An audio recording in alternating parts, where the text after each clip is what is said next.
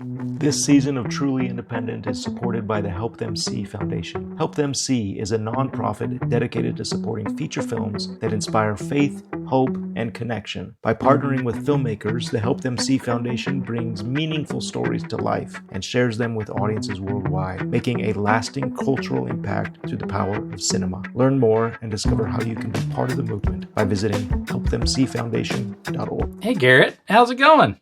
Daren, welcome. Welcome to you. We don't have a guest, but welcome. It's going well. How are you? I feel welcome. So it's good to be here. And Good. welcome to all of our listeners. I just love that we have a podcast and we've been doing it almost 2 years at this point, this summer?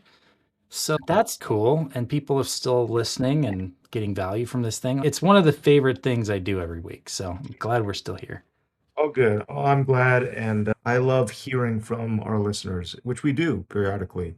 And whether it's email or just we see at a different festival or just somewhere on the circuit. And it's fun to connect. And thank you. Thanks for listening Yeah. or So, watching. Depending on how or you do it. watching. Yeah, we're on YouTube, guys. Go watch us. See what we actually look like in real life. Garrett, you've been Well, teasing the last little while about an upcoming trip. And so I think that's what we should talk about today. You're heading out of the country. Is that right? correct. Yes, we are talking about this episode. We are talking about location scouts, or I guess director scouts, and maybe the difference and the things we're going to be doing. Yes, I'm going to Romania. I leave in 3 days, which is a day after my son's wedding. And we will, so shout out to my son getting married. And then we'll location scout and director scout for a week there. And so I wanted to talk about that on the episode. Amazing. And I feel like I'm not a good enough friend because I know you have kids, but I didn't know one of them was getting married. So whoops. Congrats. Hey, that's gonna be Thank you. Yeah. And no, we haven't, it's his exciting event. It's probably different when it's the father of the groom rather than the father of the bride. let's go with So that. yeah, yeah, we're excited about it. And no, it's not something, maybe that's a more of a reflection on me. I talk more about my film projects than my kid's wedding, but That's also not what this podcast is about. So I guess it's fair. that's true. That's true. But yes, no, we're excited for him. It'll be a great couple. Okay. So Let's talk yeah, about what's a director scout? Why do you do one? When do you do one? Let's dive into this. let's do it. And I certainly don't want to discount what you've been doing for the past several months, which I have footage of you on the scouts for Brotherhood. And so I think Yeah. that you'll be able to chime in from your own Yeah. experience and from We a have producer. an ongoing never-ending director scout for brother. That's what it feels like. So we can talk about that as well, for sure. Okay, good. Yes, we want to make sure, Director Scout, as far as demystifying independent film, making sure that how can we be better independent filmmakers, and what can we do? One tip is doing a Director Scout. And a lot of the times we either try to skip this or we do it wrong. And we just love to really talk about what this is as opposed to the full-blown like location scout and tech scout. Yeah, the one of the first things we did once we realized we have a date that we want to start filming is okay, where are we going to set up shop? Where's our production office going to be? Where are we going to have a home base for this movie? Because that's really determined by where we're filming. And so here in Utah for this movie Brotherhood, there's really an option to shoot in what's called Utah County, closer to where I live, so south of Salt Lake, 45 minutes south of Salt Lake City. Or we could be filming in Salt Lake City. And so the question was a couple months ago, I was talking about this with Ross in December. I was like, we should find a location manager or a scout and say, we want to look at some locations in Salt Lake City to see if what we need for the movie even exists in this city. Because if not, then we should look at Southern, which is more Provo area, and saying, we know there's stuff in Provo and Springville and Spanish Fork. So that was the first thing we were going to set up. Again, we were talking about this in December. So 5 months before production. We weren't actually able to get out in December, so it ended up being January. The very first thing you do is you talk to a location scout and you say, look, we want to send you the script and have you identify all the locations that we need to film at and then compile options for us. So the very first thing you get is a folder, usually a Dropbox or Google Drive folder of here's 4 options for churches, and here's 3 schools, and here's 8 houses, and here's a road, and all the different locations you need. And then you can start going, okay, I actually like this one and this one. And that's when you start saying, okay, I'm going to now dedicate a day or two, or in your case, I'm going to fly overseas. And we did this on The Carpenter, where we flew Right. and we were out there for a week going, we want to see all these locations that we've already identified are the right fit. Exactly, 100%. Said Darren, and I'm flashing back certainly to the Carpenter moments. And I guess prior to that, and I think this is part of what this is, even prior to your Brotherhood, the director is doing due diligence as far as getting on Google Photos, Google Maps, or Earth, or whatever it is, and doing everything he can to gather potential locations and information about the area. So for our film, again, we're about 8 months out of no, 6 months out from production. So we're where you were, and we want to make sure that we're going to spend a significant amount of money making this film. We want to make sure that we spend it in the right areas. And so yes, so our film takes place in 1960s, 1970s East Germany, and we want to make sure that the locations do their best to help with that story. And so I've done some initial scouting in Romania and Latvia and even Germany, where I'm on Google Maps and saying what looks good and what looks right and where do we have contacts and where could we potentially shoot. And I've built a lookbook as far as what that needs to look like, what each location in the movie needs to look like. And then, like you say, Darren, we send that off to a location manager or a production partner. We did the same thing with Carpenter, where I looked at Malta, I looked at Morocco, uh, South Africa, and we looked at Texas, the chosen set, and sent those to different location managers there. This is a very non-committal arrangement, and location managers know that. It's almost like sending out an RFP, right? They're looking for the gig. And so they usually have a library of locations, potential areas, or film friendly sets that they can send back to you. And from there, you make an assessment and say, okay, this is where we'd like to go. And that's what took us to South Africa. And that's where I am right now, going to Romania next week. We're working with a great potential location manager and production partner there who says, we love the script, we love the story, we have these locations based on your lookbook. Here they are, and now it's time to go out and really see if this is a good fit. And this director's scout is going to be like a 2, sometimes 3-day thing where you're seeing multiple options for each of the locations that you have in your movie. So if you have a lot of locations like Brotherhood or like we did with The Carpenter, I think we ended up finding a great spot where it was like 15 or 20 of our locations were in one physical location, right? We could just turn the camera and there's another one, and we go down this little hall or corridor and there's another one, and that kind of thing.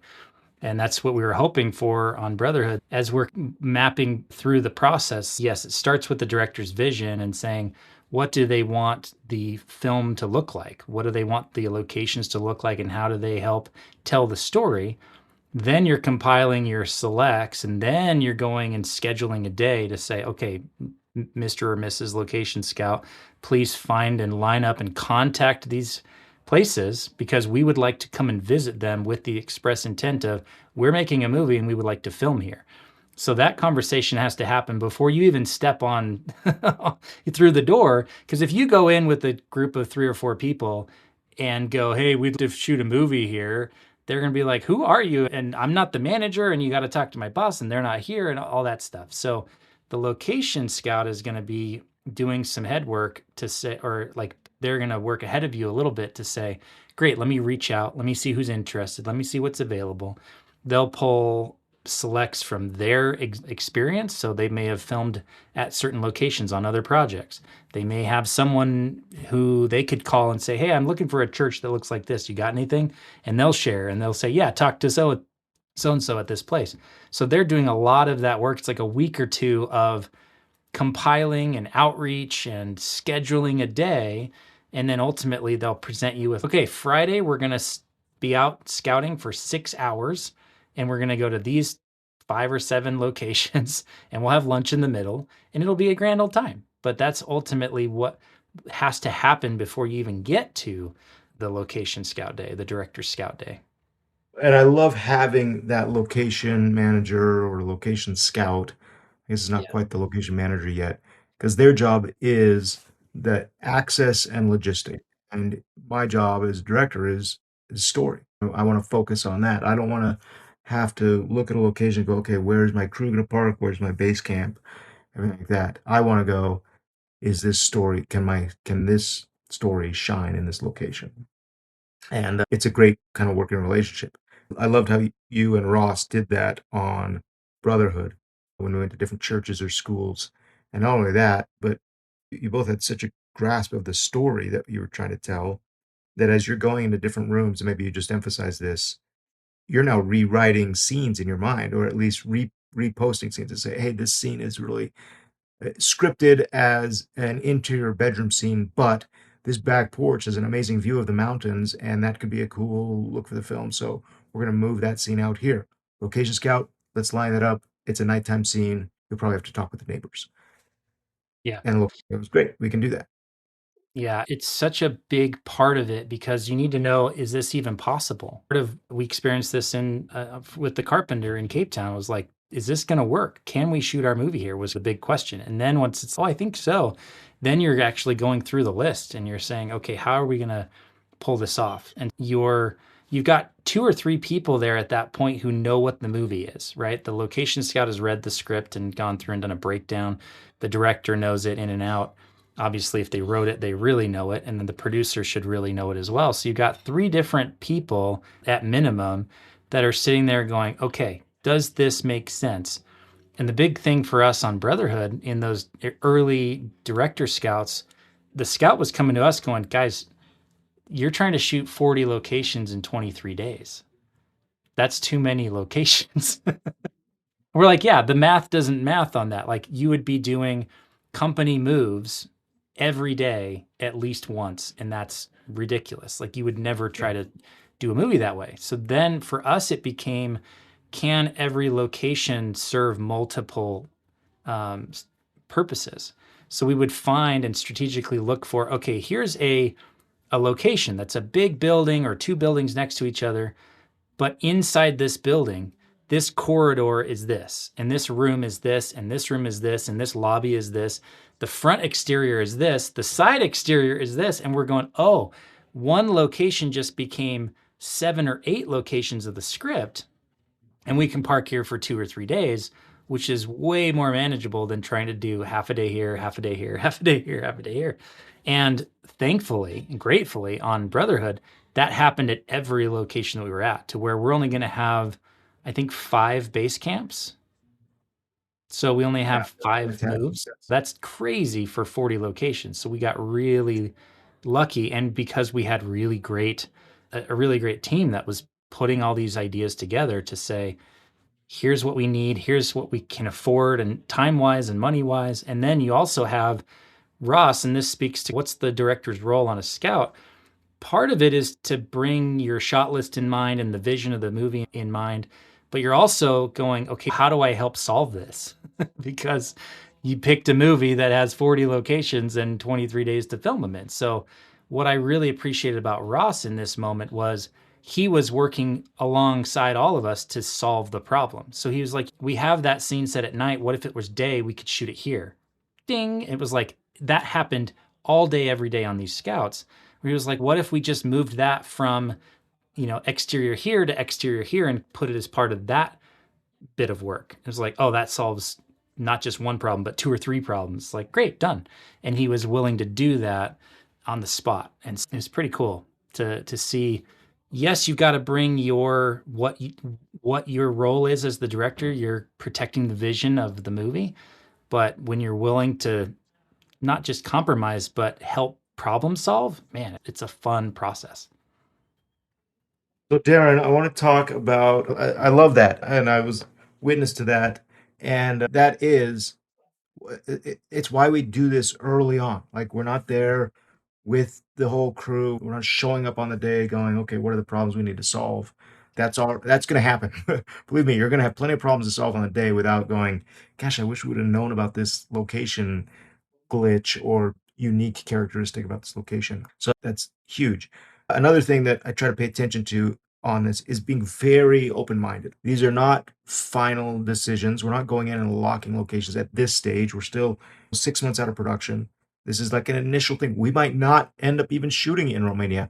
And everybody knows that, which is nice because the Romania fixer and the team there, that means they're trying to accommodate and put their best foot forward.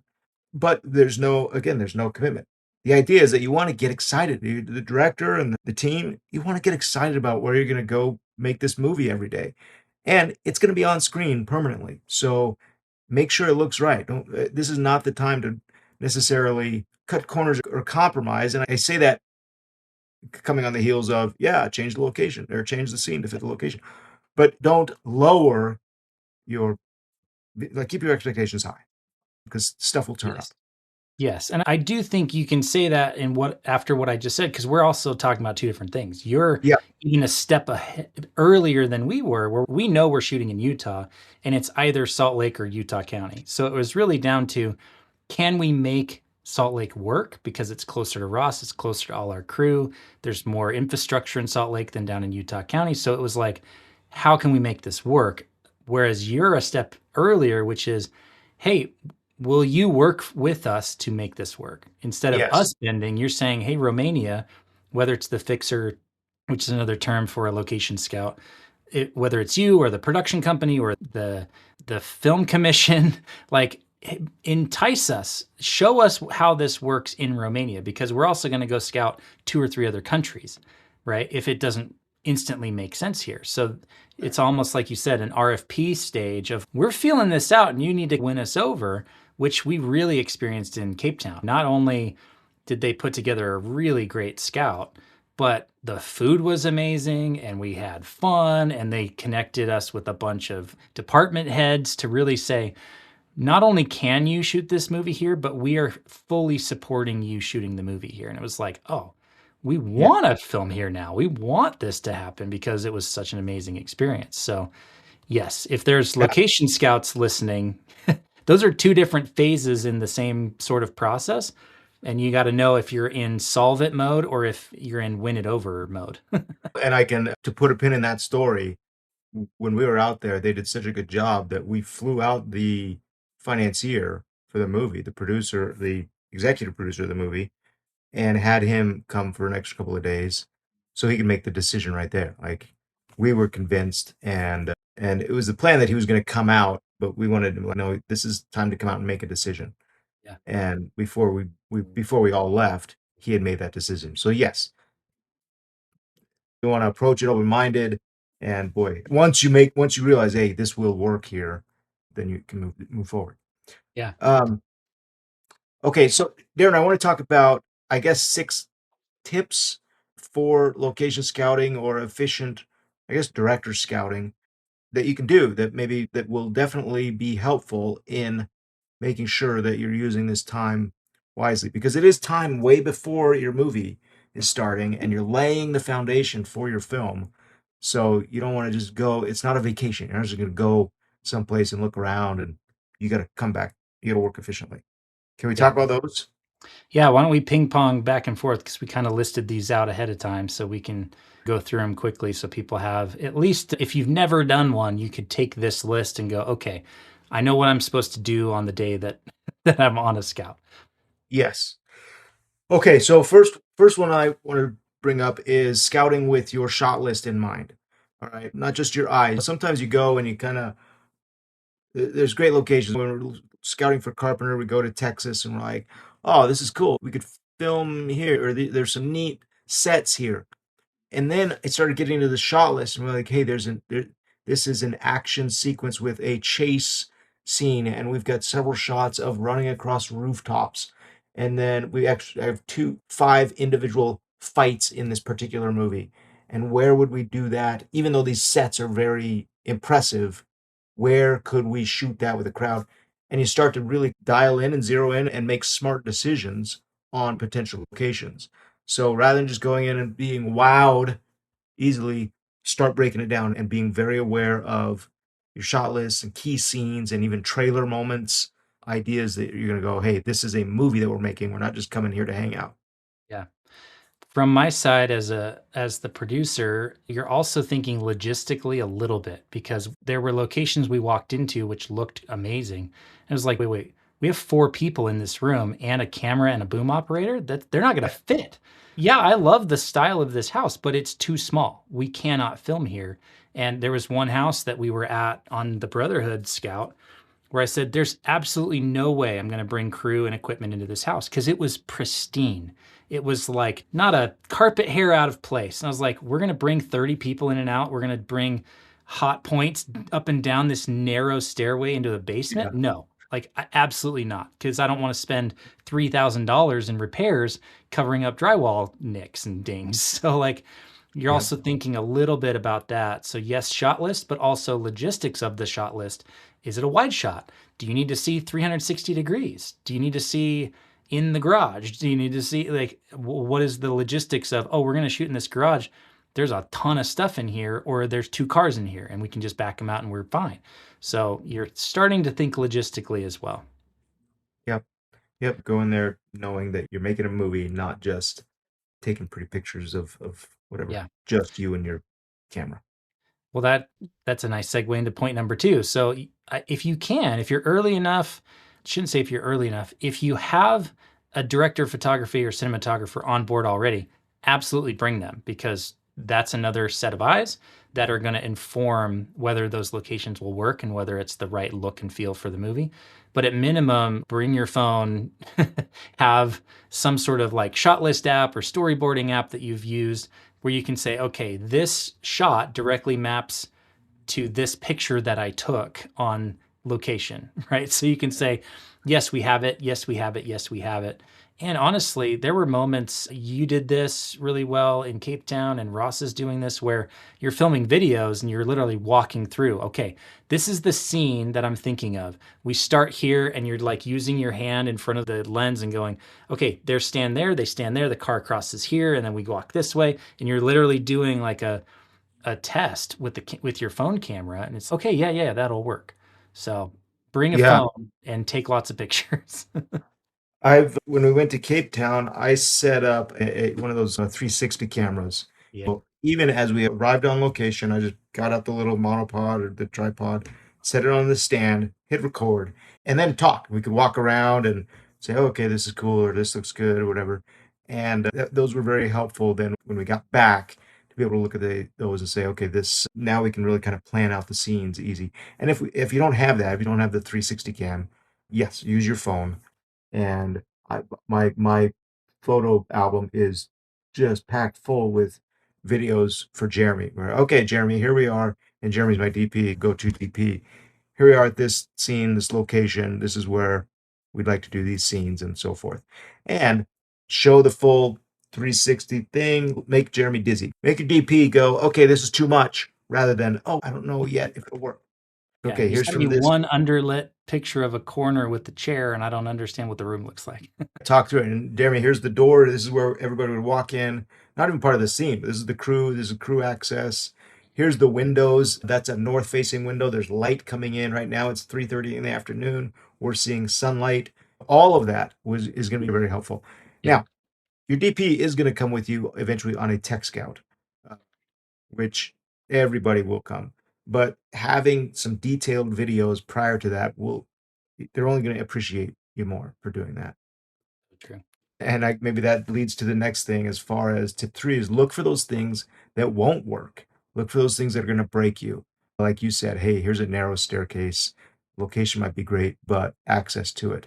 I was in Antigua in December looking for locations, and it was a beautiful island, but it was like a 40-minute boat ride, and then had to get out of the boat and almost snorkel to this location, which was so fun and so great to do.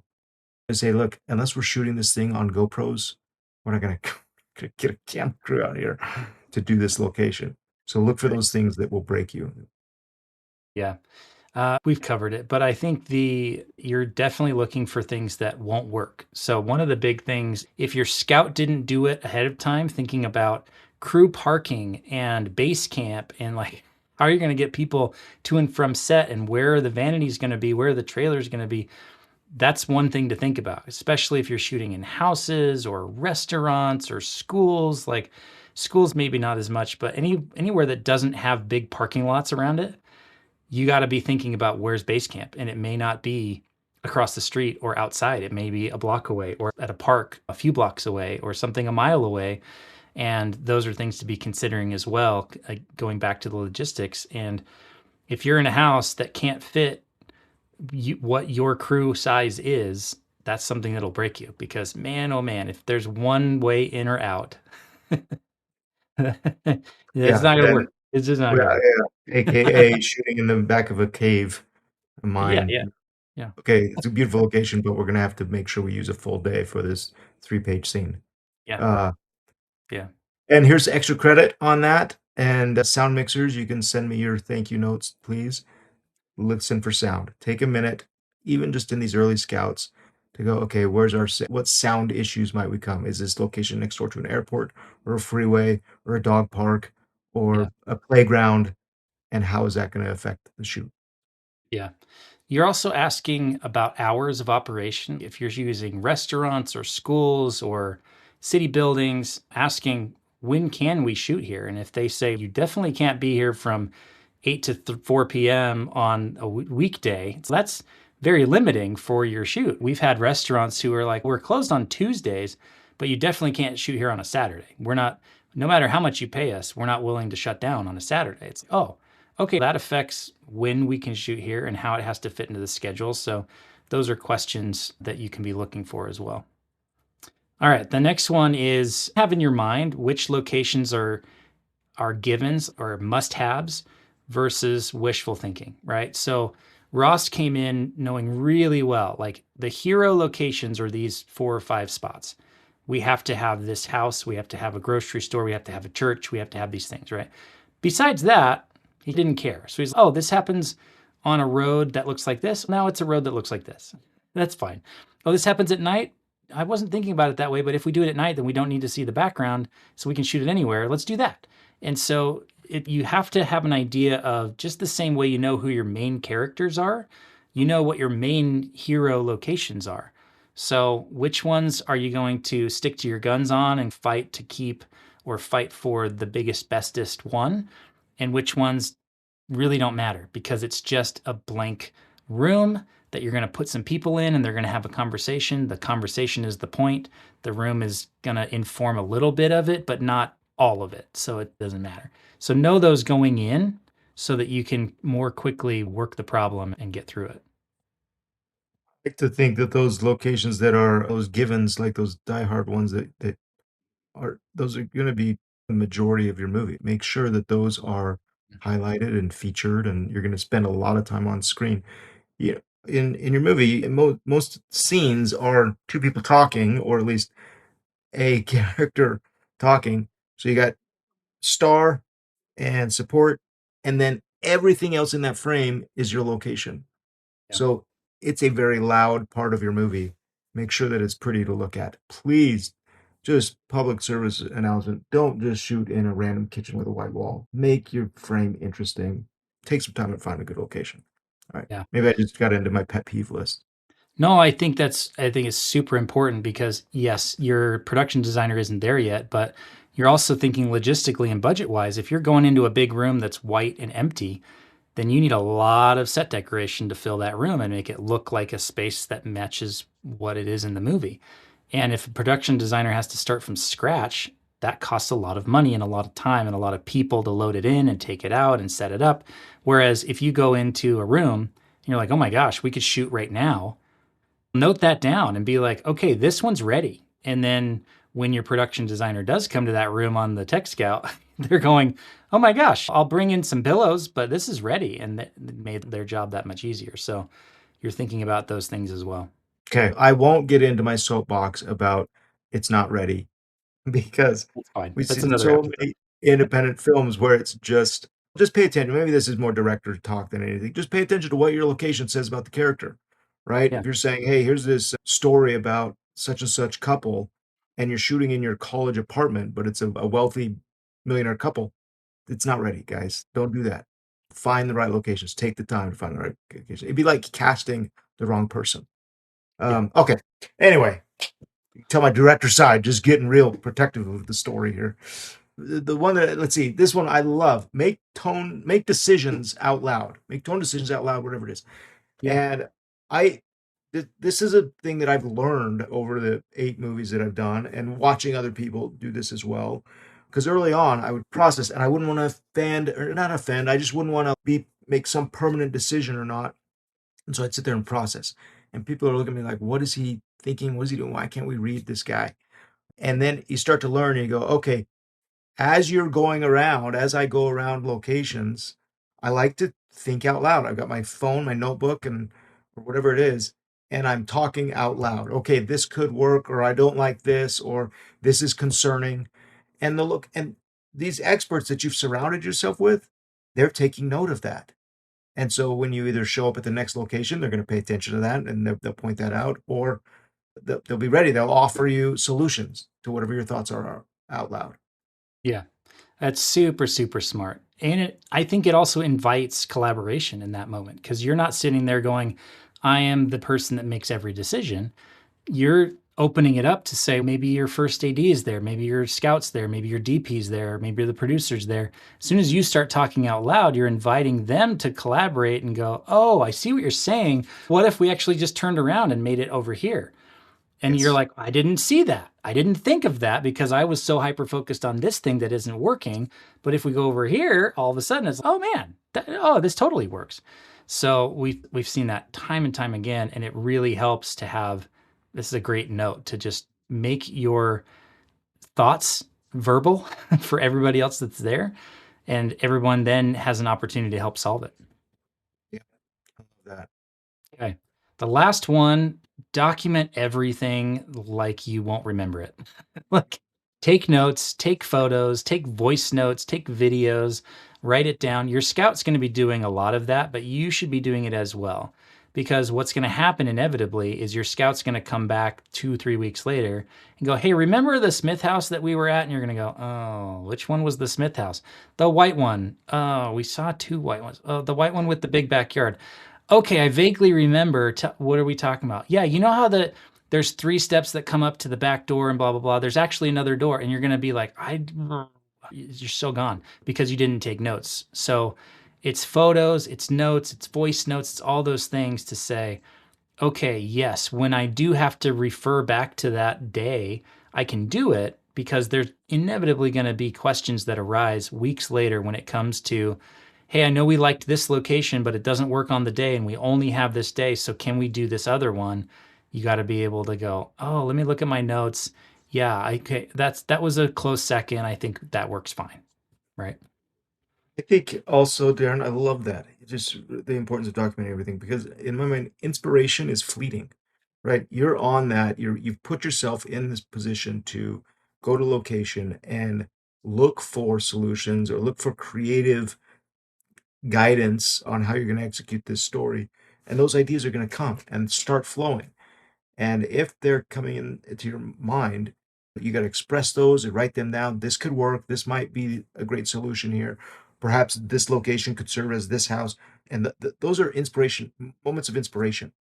And on the day or when you go back to the tech scout, if you're undocumented on those ideas or thoughts or promptings that came, oftentimes they don't come again. And in fact, it's hard to recreate that scenario in Mhm. which that enabled those thoughts to come. And so then you're having this conversation with your DP or your production designer and saying, yeah, I don't know if this, I don't know what it was about this place that, it, whatever it is. And yes, document.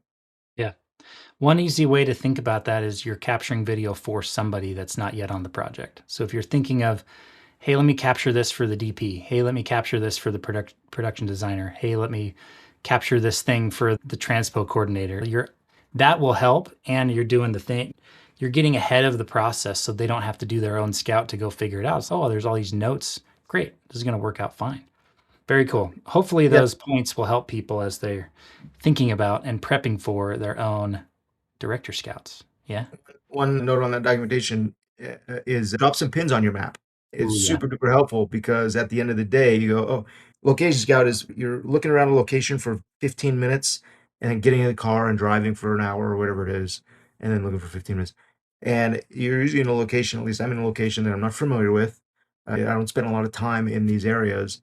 But to be able to go back at the end of the day and say, oh, this is the ground that we covered, and here's the circle of area where we were in, or wow, we just drove in a straight line and these two locations couldn't ever be filmed in the same day.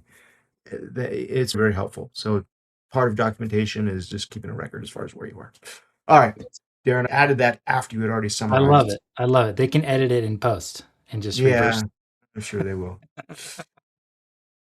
As a Okay. producer, Yeah. any thoughts on this? You've expressed that, but I just love what you do as a producer as far as making sure that these locations that a director gets all excited about says, we're going to do this. And you got to say, can we afford this? Yeah. Yeah, so part of it is where are you at in the process? Have your scouts or your fixers already talked budget with the locations? Are they coming in heavy or are they coming in low? It's most likely they're coming in heavy because you never have enough budget for all the locations you want. But yeah, you're constantly thinking about how do you support the director's vision while staying within budget and logistically not making it a nightmare for the cast and crew. Because realistically, like if you're filming in a house for 2 weeks and it's cramped and there's one hallway and everybody's got to go in and out that one way and it's taking a long time and the director's saying, we got to shoot and it can't clear the room until everybody moves out of the other room so we can get into that room. And then you have to walk outside and down the hill and take a two-wheeler down to the base camp to get there. Those can be logistical things that really can put strain on a project. So you're thinking about how do we make this as smooth and easy and enjoyable as possible? Because you're the only one that can set that early on. It's too late when you're already there on the day and the grip is complaining about the entry points for the house because they can't do their job and everybody's saying, why isn't this ready yet?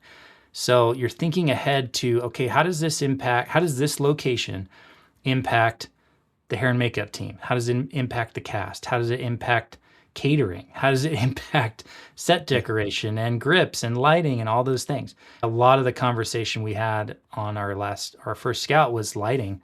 It was like, okay, if this is day for night, those are some big old windows.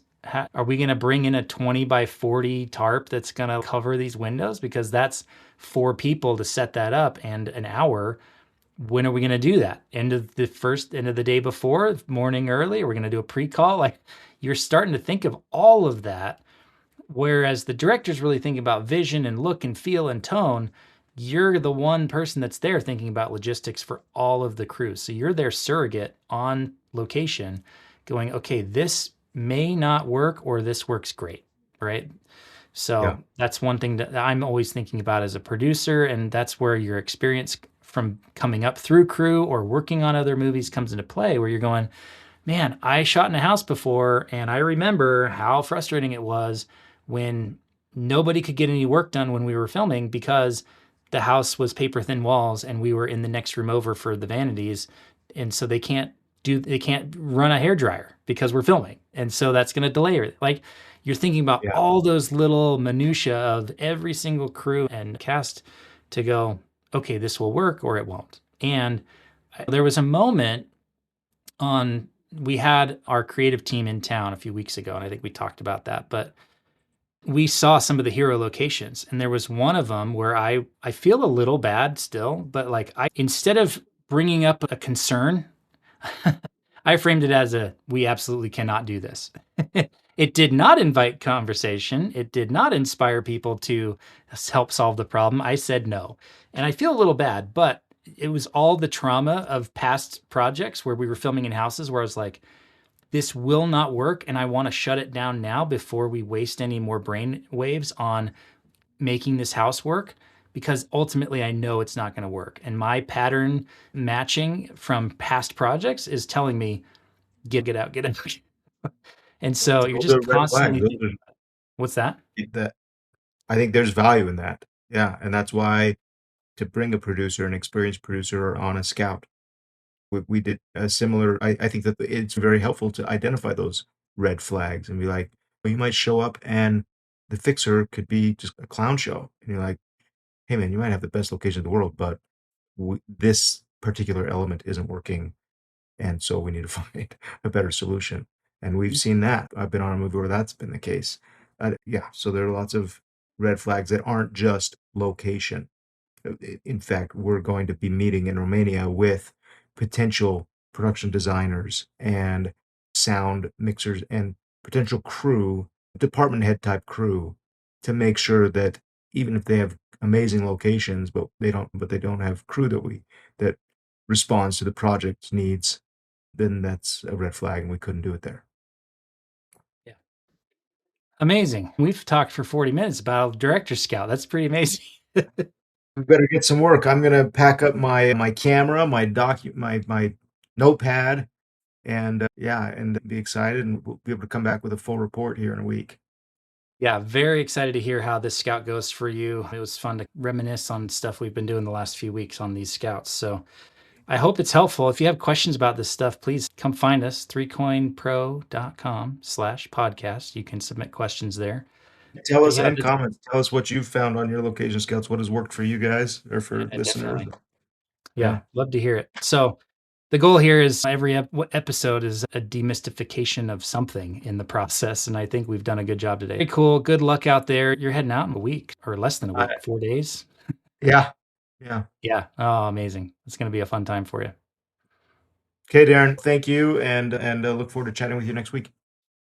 This season of Truly Independent is supported by the Help Them See Foundation. Help Them See is a nonprofit dedicated to supporting feature films that inspire faith, hope, and connection. By partnering with filmmakers, the Help Them See Foundation brings meaningful stories to life and shares them with audiences worldwide, making a lasting cultural impact through the power of cinema. Learn more and discover how you can be part of the movement by visiting helpthemseefoundation.org.